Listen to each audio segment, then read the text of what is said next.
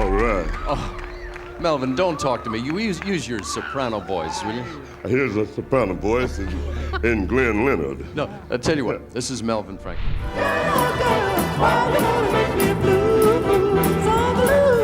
It was more than a gift. I saved someone's life a few years back. I was almost killed. And she said she thought I was a super young man. They called him Blue, not because he was sad, but because his voice was so deep it felt like the ocean floor, steady and unshakable, holding up every harmony the Temptations ever gave us. While David Ruffin chased the spotlight and Eddie Kendricks floated above the melody, Melvin Franklin stayed in the pocket, the foundation, the brother who never left. From 1960 to the day he died, he was loyal to that group like it was gospel.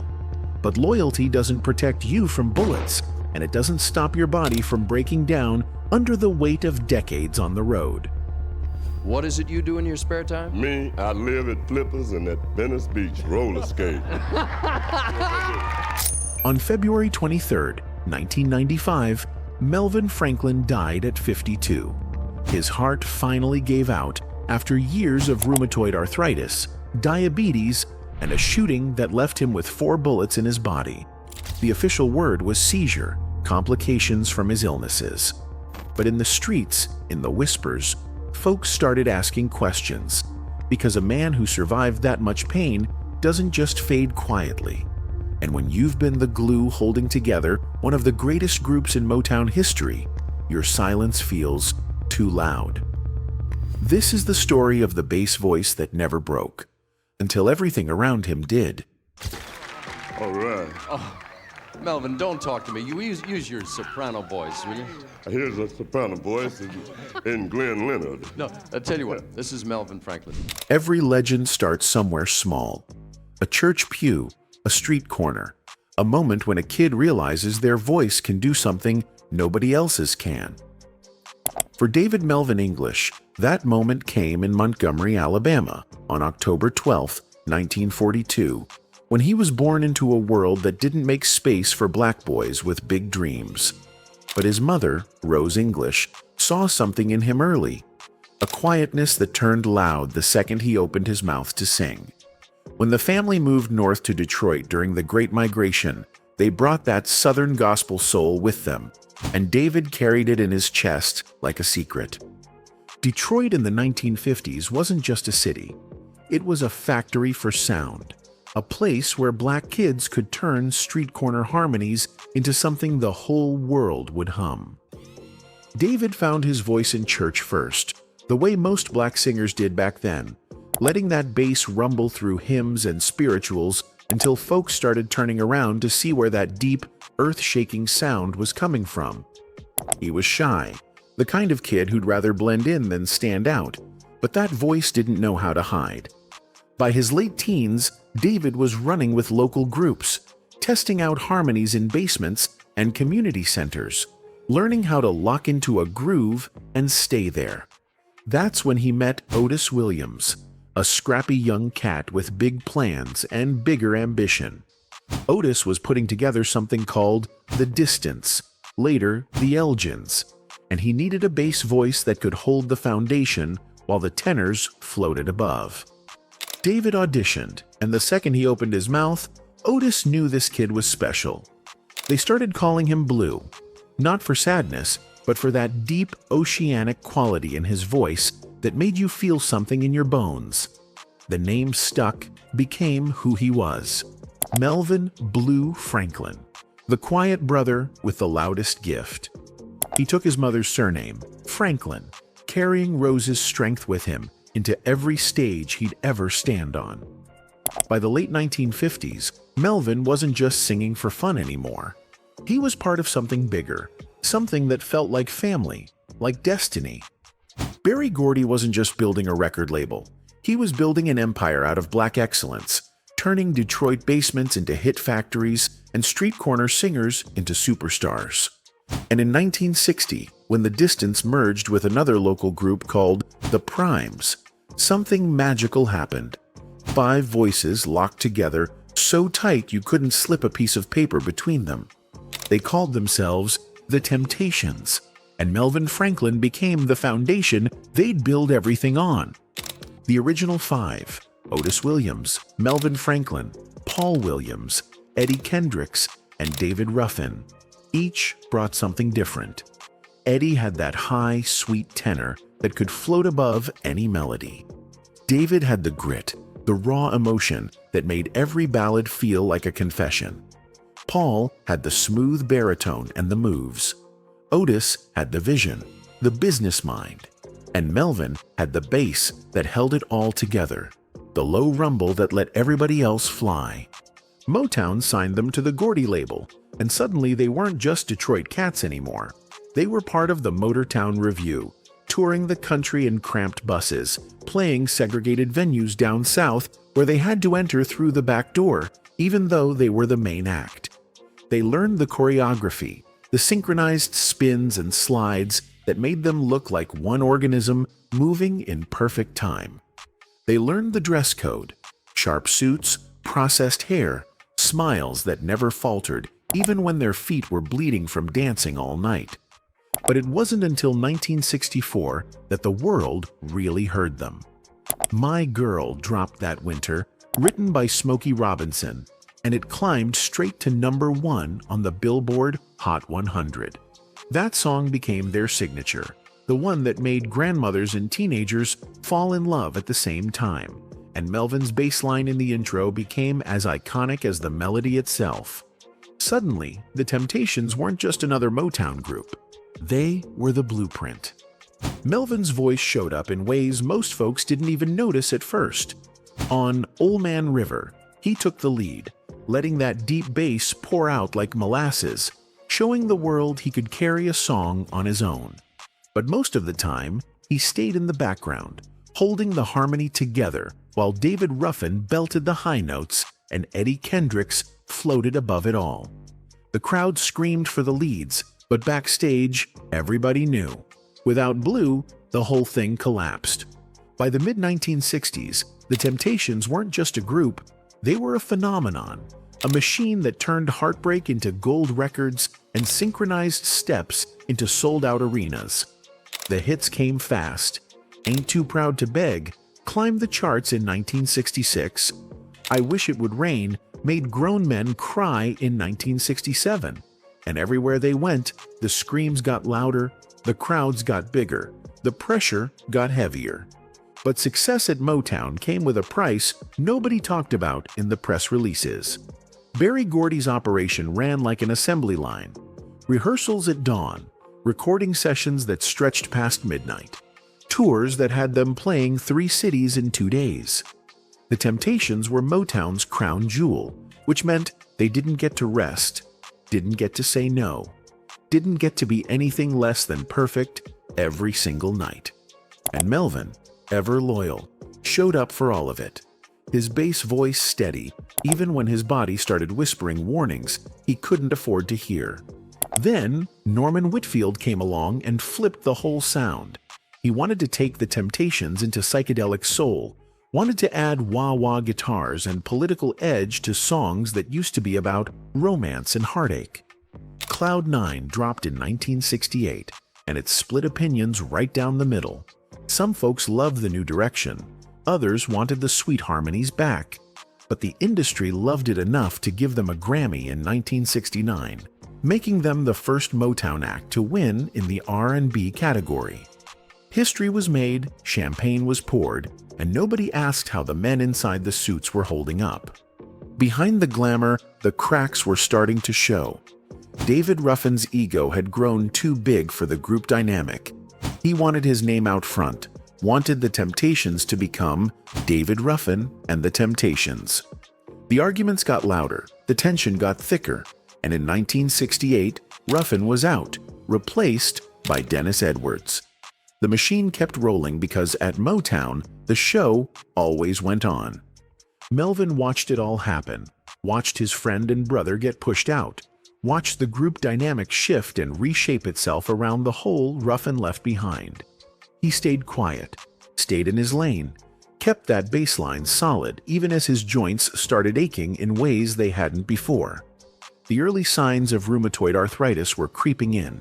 inflammation making his hands stiff, his knees tender, his body rebelling against the endless grind of tour buses and hotel rooms and stages that never stopped moving. But loyalty was Melvin's language, and he spoke it fluently. While others fought for spotlight and solo deals, he kept showing up, kept holding the foundation, kept being the brother you could count on. The 1970s didn't arrive with fanfare. It came with fractures nobody wanted to talk about. Paul Williams was Melvin's brother in every way that mattered.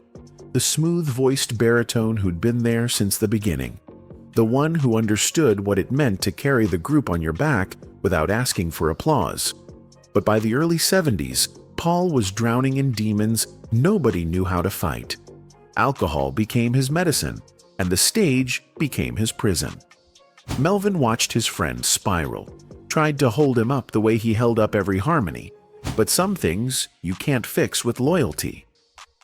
On August 17, 1973, Paul Williams was found dead in Detroit, a gunshot wound to the head, and the official word was suicide.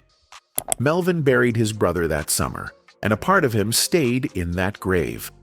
The grief didn't get time to breathe because the Temptations had shows booked, albums to record, an image to maintain. Lineup changes became routine. Faces came and went, voices cycled in and out, and only Melvin and Otis Williams remained constant, the last threads holding the original vision together. Every departure felt like another piece of the foundation crumbling, but Melvin kept showing up, kept singing, kept pretending his body wasn't betraying him with every step. The rheumatoid arthritis wasn't whispering anymore. It was screaming. His joints swelled and stiffened. Mornings became battles just to stand, and the chronic pain became a companion he couldn't shake. On stage, he smiled through it, hit every note, nailed every choreographed turn, because that's what professionals did. Backstage, he soaked his hands in ice water and prayed his knees would hold for one more show, one more city, one more night. The music was changing too. Disco was taking over the charts, and the Temptations' classic Motown sound was starting to feel like nostalgia instead of innovation. The hits didn't come as easy, the Billboard peaks weren't as high, and the industry that once crowned them was already looking for the next thing. Folks offered Melvin chances to step out on his own, to showcase that bass voice in ways the Temptations never would, but he turned them all down. This was his family. This was his life. And even as his body broke down and his brothers left or died, Melvin stayed, because walking away felt like betrayal. December 1978 in Los Angeles. The City of Angels turned into a nightmare in the span of seconds. Melvin Franklin was leaving an event when it happened.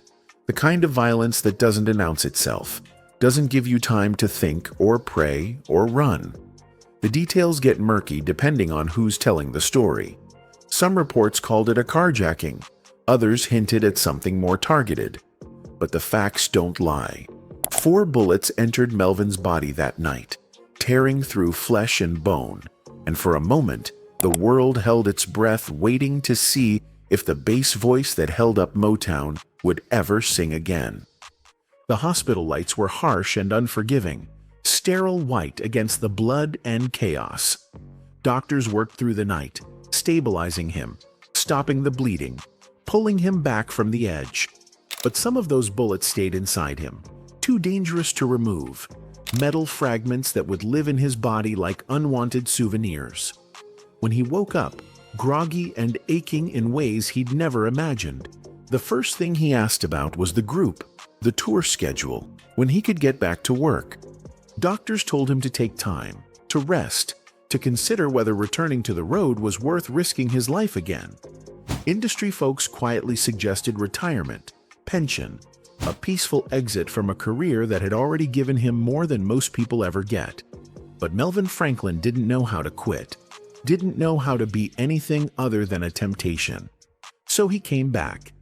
Against medical advice, against common sense, against every logical reason to stay safe and alive, Melvin returned to the stage with bullets still lodged in his body. scars crisscrossing his torso like a roadmap of survival. He hit every note, nailed every harmony, smiled through the pain, because that's what professionals did. That's what brothers did. That's what loyalty demanded. The shooting changed him in ways nobody could see from the audience. The easy laugh got a little harder to find. The trust got a little thinner. The body that was already fighting arthritis now carried the weight of trauma and metal and memories that wouldn't fade. But the voice stayed steady, deep as the ocean, strong as bedrock. The 1980s arrived with a promise of redemption. In 1982, they released an album called Reunion, bringing back former members and riding a wave of nostalgia that made audiences remember why they'd fallen in love with that sound in the first place. That same year, they collaborated with Rick James on Standing on the Top, a funk-driven track that actually charted, proving the old guard could still hang with the new generation. But behind the brief commercial revival, Melvin's body was staging a full-scale revolt.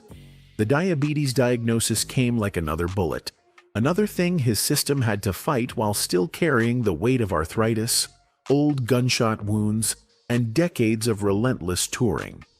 Insulin became part of his daily routine, needles and blood sugar checks, and constant monitoring of a body that refused to cooperate anymore. The inflammation in his joints worsened, making every step an exercise in willpower, every dance move a negotiation with pain. Crews started helping him on and off stage, discreet hands supporting him in the wings where the audience couldn't see. On stage, the lights hit just right, and the suit fit sharp enough that nobody knew the man singing those deep, steady bass notes could barely walk without assistance. The smile stayed in place. The professionalism never wavered. But backstage, in hotel rooms after the shows, Melvin's body would collapse under the weight of pretending to be whole. In 1989, the Temptations were inducted into the Rock and Roll Hall of Fame, a validation of everything they'd built, every sacrifice they'd made, every night they'd given audiences something to believe in. Melvin stood on that stage with Otis Williams, the last two originals still standing, and accepted an honor that felt both triumphant and bittersweet. So many brothers weren't there to share it. Paul Williams, gone since '73, Eddie Kendricks, and David Ruffin, their own health battles already visible on the horizon.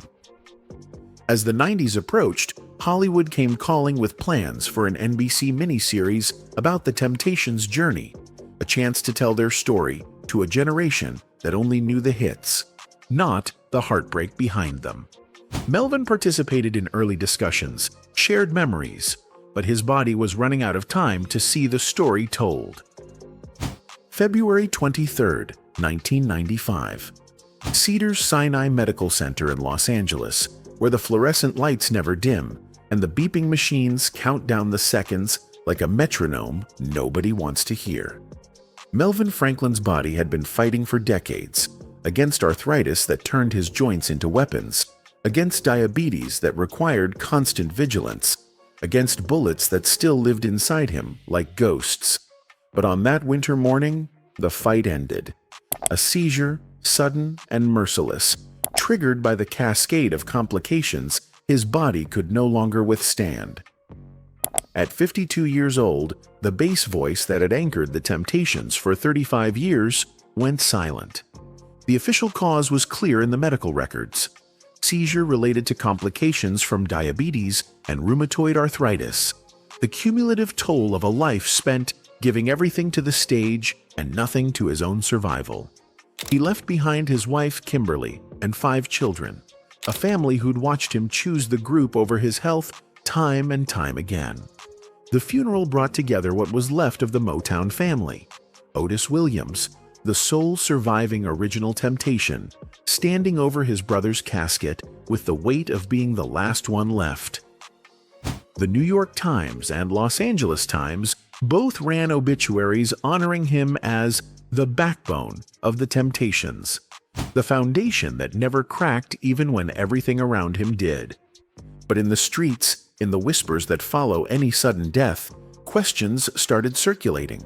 Some folks wondered if the official story told the whole truth, if years of neglected health and industry pressure had been allowed to go too far, if loyalty had been exploited until there was nothing left to give. The speculation never turned into evidence, never became more than rumor, but it lingered the way grief does, heavy and unanswered. What's documented is this: Melvin Franklin gave his entire adult life to the Temptations, sang through pain that would have stopped most men, survived violence that should have ended him, and never once walked away from the brothers who needed him. 3 years after Melvin's death, NBC aired The Temptations, a miniseries that introduced his story to a generation who'd never seen him perform, never heard him speak, never knew the man behind that bass voice. Actor D.B. Woodside brought Melvin to life on screen, capturing the quiet strength and unwavering loyalty that defined him. Suddenly, young folks who only knew The Temptations as their parents' music were searching for interviews, performances, anything that showed them who Blue really was. And they found him everywhere. YouTube became an archive of his legacy, videos of Old Man River with Melvin taking the lead, his voice rumbling through the speakers with a depth that made you feel it in your chest. Documentaries about his life started racking up millions of views, each one trying to capture what made him special, what made him stay when everybody else left. The Temptations kept performing, Otis Williams carrying the legacy forward as the last surviving original member, the only one left who remembers what it felt like when all 5 of them stood together for the first time. Every show is a tribute now, every harmony a ghost of what was, and Melvin's bass parts get sung by new voices who can hit the notes but can never quite capture the soul behind them. But the recordings don't lie. My Girl still plays at weddings and first dances, and that's Melvin's voice in the foundation, holding up the romance. Ain't Too Proud to Beg still makes people move, and that's Melvin locking in the groove that lets everyone else fly. Papa Was a Rollin' Stone still sounds like cinema, and that's Melvin's bass creating the tension that makes the story breathe. Modern artists study those harmony structures, the way the Temptations layered voices like architecture, and they're studying Melvin's blueprint whether they know his name or not. The tragedy isn't that Melvin Franklin died too young. It's that the industry he gave everything to kept taking until there was nothing left to give. His loyalty was beautiful and brutal, a testament to brotherhood and a warning about what happens when devotion becomes destruction. Melvin Franklin never wanted the spotlight. He just wanted to sing, to belong, to hold his brothers up. And maybe that's the real tragedy. The world took everything from a man who only ever wanted to give. But that voice, deep, steady, unbreakable, it's still here, still holding us up, still reminding us what loyalty sounds like when it refuses to quit.